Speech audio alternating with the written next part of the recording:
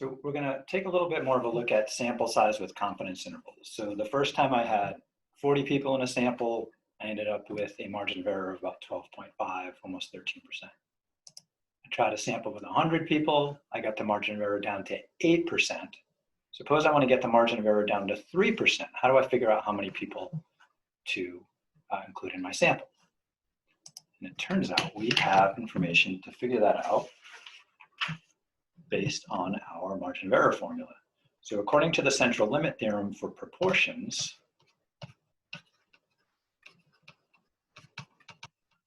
we now know that the margin of error is going to be that magic z-score, the critical z-value, z star, times that funky square root with p hat times 1 minus p hat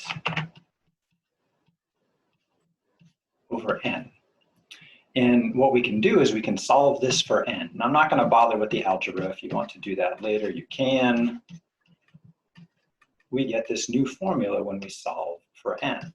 N is going to be equal to the z-score divided by the margin of error. That fraction gets squared times our sample proportion and its complement, 1 minus the sample proportion. So we can just plug into this if we have our sample proportion and somebody tells us what the margin of error is, and out is going to pop a reasonable sample size to end up with that margin of error. So I mentioned earlier that, I mentioned to my boss, hey, here are the calculations I've got. And he says, those margins of error suck. I'm not publishing that. He says, I want your margin of error to be 3%. As a decimal, 0.03. And anytime we do calculations with a percent, they got to be the decimal version. Now, I have an estimate based on my previous samples. So I'm going to go with my last p hat. My last p hat was 23%, 0.23. And my z-score for a 95% confidence interval, so 95% confidence interval z star, we found that to be 1.96. I can just plug all those in and I'll get what I think n should be. So that would be z star is 1.96. My hopeful margin of error is 0.03. That fraction gets squared, and then I multiply by my p hat, and then 1 minus that. So let's ask a calculator about that, see what it thinks.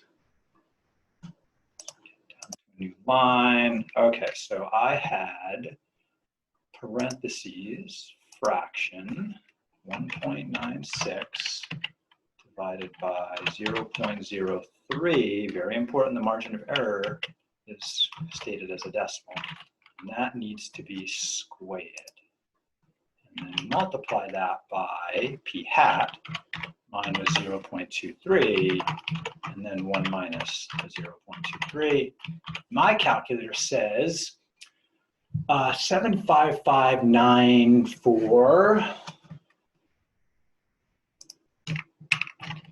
This is about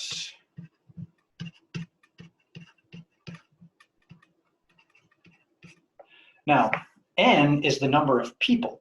We always round this up. So if even this was 755.1, I would still round it up. Otherwise, I may not have quite enough people in my survey to reach my target margin of error. Will one person make a difference? Not for big samples, but that's the routine. So I would say I should interview 700, I should get 756 responses in a good random survey to the best I can, to my ability. Now, a couple things to consider. I am running a confidence interval because I don't know what the population proportion is. So a lot of the times, I don't know what p hat is. I don't have an estimate. I haven't done this study before. This is new. So the usual thing to do is if p hat is not known, if there isn't a sample proportion, try just using 50%. Let's just go right for the middle, 50%. The nice thing about that is 1 minus 50% is still 50%. Now, with this idea in mind right here, and that our z-score is about 2, this is kind of cool. What happens next is my n formula becomes about 2 for the z-score divided by whatever margin of error I want. That gets squared. Now 0.5, that's really 1/2, right? 1 minus 1/2 is still 1/2. So out here I get 1/2 times 1/2, which is 1/2 squared. So over here I have 1/2 squared. Over here I have 2 squared. And 2 squared times 1/2 squared, that's 1, right? A 4 on the top, 4 on the bottom, they cancel out. So under the assumption that we don't know p hat, we have no idea what it could be, we estimate it. The safest estimate is 1/2 because the opposite of that is still 1/2. If you're going for a 95% confidence interval, then z is about 2. So what we can say is that n under these conditions is approximately 1 over the margin of error squared.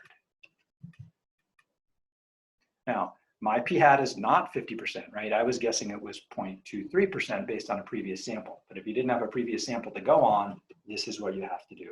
So there's 2 possible formulas for the margin of error to estimate how many people. One is if you have a prior guess at what the population proportion is from a previous sample.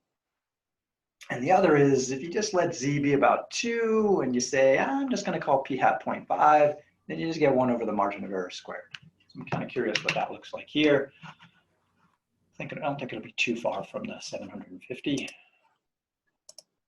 So 1 divided by, I wanted my margin of error to be 3% as a decimal. It's got to be as a decimal, so 0.03, and then you square that, and ooh, that is a little bit higher. So this says the safe idea would be to estimate to survey at least 1,112 people.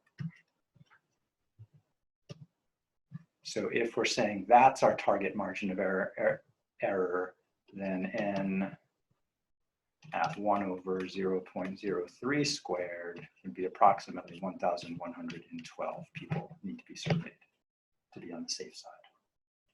Okay, so I don't have time to survey 1,112 people, so we're going to move on, but at least there is a way, if we have a target margin of error, to figure out how many people need to be in the survey to make it. And you'll see this a lot in national and regional polls, that they usually try to survey at least 1,000 people for an opinion survey, and opinions on all kinds of things.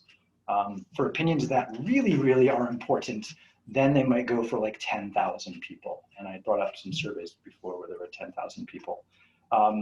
If you're curious, based on the data from Umatilla County Health, it's 22.8% of people in Umatilla County are fully vaccinated, which is way below the national average, which that makes it a problem for the spread of COVID. So if you can convince people to get vaccinated based on what you know and believe, go for it. Good luck with that.